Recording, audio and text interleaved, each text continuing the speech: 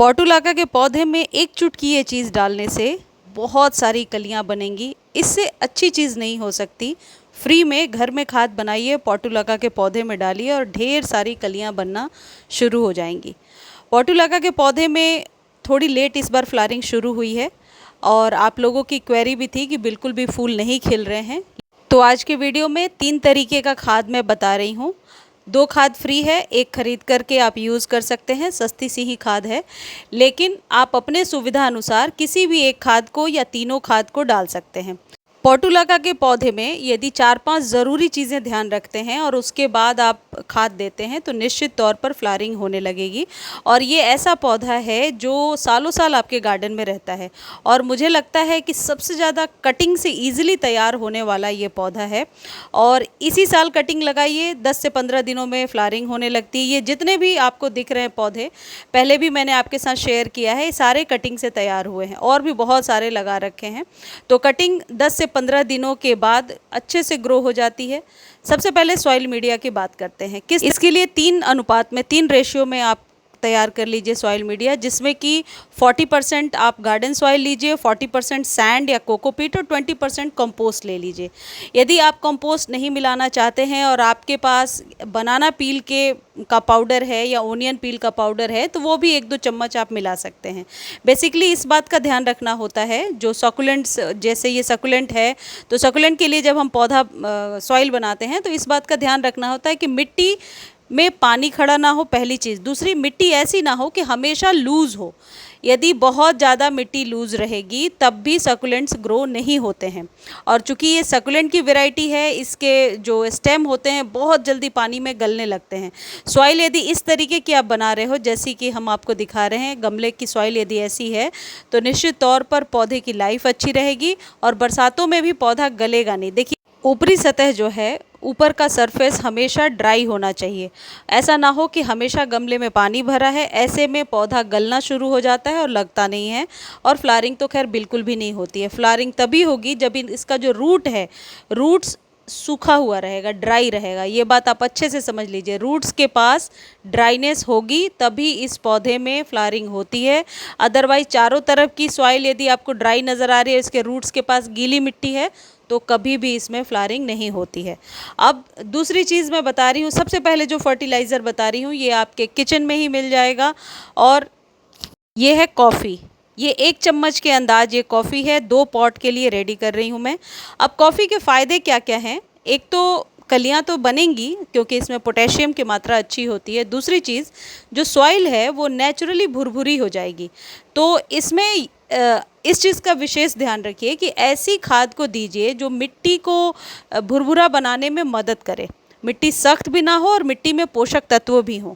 तो ये कॉफ़ी की जो मात्रा है 1 चम्मच, इससे ज़्यादा नहीं लेना, इतना बहुत है। यदि आपने रूट फिलिंग अच्छे से कर दिया है, पॉट की फिलिंग अच्छे से करी है और 15-15 दिनों पर इस कॉफ़ी को यदि आप सॉइल में डालते हैं तो ये तो सीज़न ही है पोर्टुलाका का, तो निश्चित तौर पर यदि सही टेम्परेचर, सही सॉइल मीडिया मिलेगा तो पौधा ग्रो हो जाएगा। इसको 15 डेज़ पर रिपीट करना है। डायरेक्टली सॉइल में डाल सकते हैं, लिक्विड बना करके भी दे सकते हैं।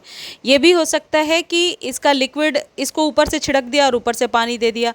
बरसातों में सॉइल यदि बहुत ज़्यादा गीली है और लगातार बारिश हो रही है, खाद तब भी देना है। इस गलतफहमी में ना रहें कि बरसात में खाद देने का कोई फ़ायदा नहीं है। तब आप इसे सॉइल पर छिड़क दीजिए और रख दीजिए। यदि गर्मियों में या थोड़ी सी मिट्टी ड्राई है तब इस्तेमाल कर रहे हैं तो लिक्विड फॉर्म में बना करके पानी में डालिए और घोल करके डायरेक्टली दे दीजिए।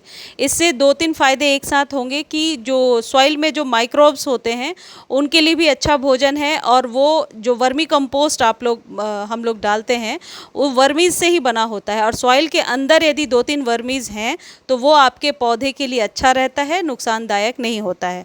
अब दूसरी जो खाद है ये है प्लांट प्रोटेक्टर। किसी भी कंपनी का ले सकते हैं प्लांट प्रोटेक्टर, मैं लिंक डिस्क्रिप्शन में दे दूंगी। और जिन्हें नहीं पता होगा कि कैसे लिंक कॉपी करते हैं तो डायरेक्टली आप लोग पूछ लीजिए, मैं टेक्स्ट में आपको लिंक शेयर कर दूंगी। यदि वीडियो को फेसबुक पर देख रहे हैं तब भी कमेंट सेक्शन में मिल जाएगा लिंक, और यूट्यूब पर देख रहे हैं तो डिस्क्रिप्शन में मिलेगा। ये जो प्लांट प्रोटेक्टर है ये किसी भी पौधे को प्रोटेक्ट करने, मरने सूखने से बचाने और पौधे को जो है ज़्यादा फूल लेने में मदद करता है। एक गमले के लिए आपको 4 से 5 बूंद ही डालना है, यानी कि 1 चम्मच ले करके यदि आप 1 लीटर पानी में डालते हैं और 15 डेज़ पर डायरेक्टली सॉइल में डालते हैं या स्प्रे करते हैं, तो पहले मैंने इसको यूज़ किया और इसका रिज़ल्ट देखा, फिर मैं आपके साथ शेयर कर रही हूँ। तो इसका रिज़ल्ट मैंने बहुत बेहतर देखा है। यदि आप न्यू कटिंग्स लगा रहे हैं और कटिंग पर इसे शाम के टाइम में एक बार स्प्रे करके छोड़ देते हैं, फिर 4-5 दिनों के बाद ही रिपीट करते हैं, तो आप देखेंगे कि पौधा सूखेगा नहीं और बहुत जल्दी ग्रो कर जाएगा। ये जो प्रोटेक्टर्स होते हैं, ये आपके प्लांट को प्रोटेक्ट भी करते हैं और न्यू कटिंग को ग्रो कराने में मदद करते हैं। इनकी मात्रा आप कम ज़्यादा अपने पॉट साइज़ के अकॉर्डिंग ले सकते हैं।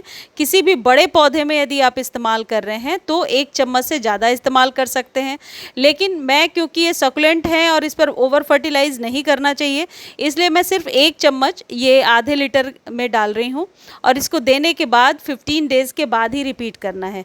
इससे सॉइल, रूट्स और लीव्स सभी की रक्षा होगी और यदि मिलीबग्स है आपके पौधे पर तो उससे भी ये बचाता है। इसको आप इस्तेमाल करके ज़रूर देखिए।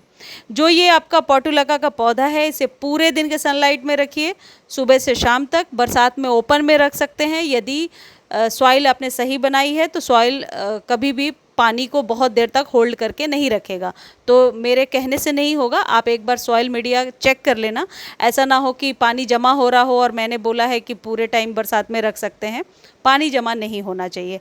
अब जो अगली खाद है, जो एकदम कंपलसरी है, आपको ज़रूर इसको यूज़ करना पड़ेगा, ये है ये बनाना के छिलके जो मैंने सुखा कर रखे। इस तरीके की नेट की जाली में यदि आप रखते हैं और इस जाली को पानी में डाल दीजिए 1 लीटर पानी में, और फिर जाली निकाल करके रख दीजिए, रीयूज़ कर सकते हैं और उसी पानी से आप अपने पौधे को सींचना शुरू कीजिए।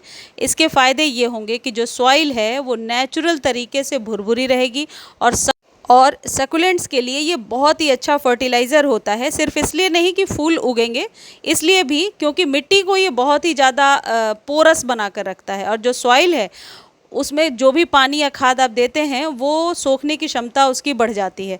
तो सॉइल को अच्छा बनाने के लिए बहुत ज़रूरी है कि ये बनाना पील वाले फर्टिलाइज़र दें।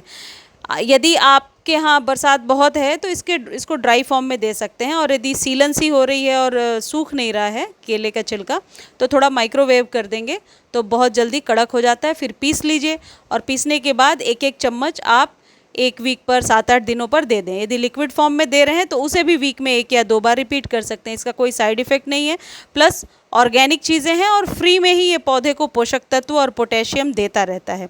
इस तरीके से अब इस पौधे को बुशी बनाने के लिए हम क्या कर सकते हैं वो मैं बता रही हूँ, ताकि पौधा झाड़ीदार हो, देखने में खूबसूरत लगे और लेगी ना हो।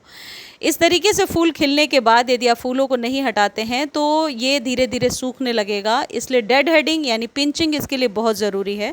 यदि इस तरीके से फूल खिल गए हैं तो इन्हें कट करके हटा दीजिए और बुशी बनाने के लिए 1-1, 2-2 इंच की कटिंग लगाते रहिए। इसके बहुत सारे फ़ायदे होंगे। एक तो आपका पुराना पौधा ग्रो होता जाएगा, बुशी होता जाएगा, दूसरा फ्री में आपको बहुत सारी कटिंग्स मिलती जाएंगी। और एक अच्छी बात है कि इसके लिए कोई पॉट साइज़ का वो नहीं है, आप बहुत छोटे छोटे पॉट में इसे लगा सकते हैं, लेकिन बहुत बड़े पॉट में कभी भी ये ग्रो नहीं होगा क्योंकि सॉइल में पानी खड़ा होगा और ये पौधा गलने लगेगा। पूरे दिन के सनलाइट में रखिए, कटिंग लगाते रहिए। इस तरीके से आप अपने पोर्टुलाका में बहुत सारी फ्लावरिंग ले सकते हैं।